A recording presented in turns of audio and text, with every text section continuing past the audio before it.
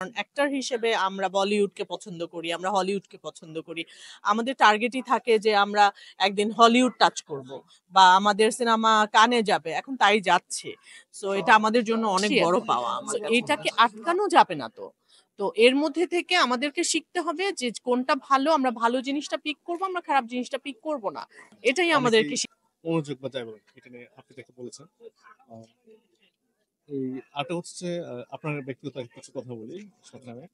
অনেকে বলে ছোট পর্দা বড় পর্দা, আমি সেটা বলবো না, টেলিভিশন পর্দা থেকে বড় পর্দায় কাজ করছে এটার মানে পিছনের গল্প প্লাস অনুভূতি এবং আগামী দিনের আপনার আসলে পেছনের গল্পের কিছু না। আমরা যেহেতু অ্যাক্টর, আমরা তো সব সেক্টরে কাজ করতে চাই।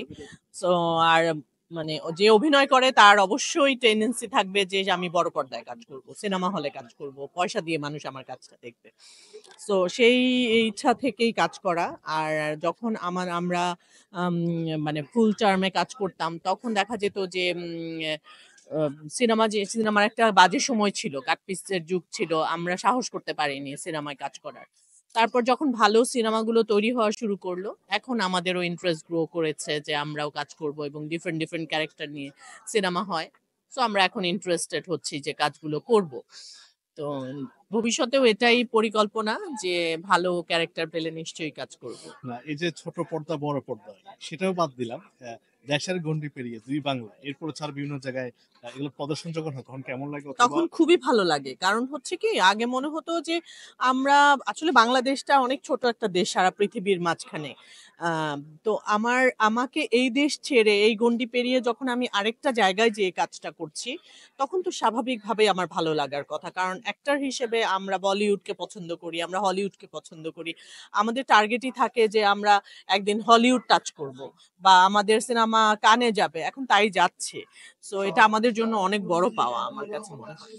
আচ্ছা, এখন যেটা হচ্ছে একটা সময় আমাদের বাংলাদেশের শিল্প এবং সংস্কৃতি সবচেয়ে বড় সাহিত্য বিশাল ভান্ডার, আমরা এটুকু আসলে যথেষ্ট ব্যবহার করতে পারছি না, কারণ আমরা কিছু কিছু কিছু অনেক সময় হুজুরেরা কিছু কথা বলে, এটা ভাইরাল হয়, এটা মানে এখন স্ক্রিপ্টে যোগ হয় এবং সেটা একটা সময় মানে আমি এটা এইভাবে বলছি, যারা অ্যাক্টর অ্যাক্ট্রেস ছিলেন অভিনেতাদেরকে মানুষ ফলো করতো ওনাদের কথাগুলো, হুমায়ুন ফরিদি স্যার ছিলেন অনেকে যে ওদেরকে ফলো করতো, এখন বাইরের কথাগুলো অ্যাক্টরস ফলো করছে, এটা আসলে কি কারণে? আসলে হয় কি, এখন তো মিডিয়াটা অনেক বড় পরিসরে। মানে আমাদের আগে কিন্তু আপনার চ্যানেল কম ছিল, স্যাটেলাইটের যুগ ছিল না।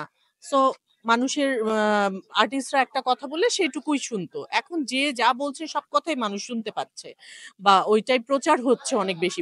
প্রচারণা অনেক বেশি এখন। সো এইটাকে আটকানো যাবে না তো। তো এর মধ্যে থেকে আমাদেরকে শিখতে হবে যে কোনটা ভালো, আমরা ভালো জিনিসটা পিক করব, আমরা খারাপ জিনিসটা পিক করব না।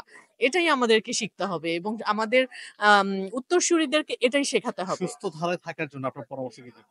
আমার পরামর্শ এটাই যে আগে ভালো-মন্দ শিখতে হবে। কোনটা ভালো, আমি কোনটা পিক করব। কারণ আমি পার্সোনালি আমি বিশ্বাস করি যে আমার চারপাশে অনেক খারাপ কিছু থাকবে। তো তার মধ্যে থেকে আমাকে চুজ করতে হবে যে আমি কোন লাইফটা নিবো। আমি ভালো লাইফটা নিবো না খারাপ লাইফটা নিবো।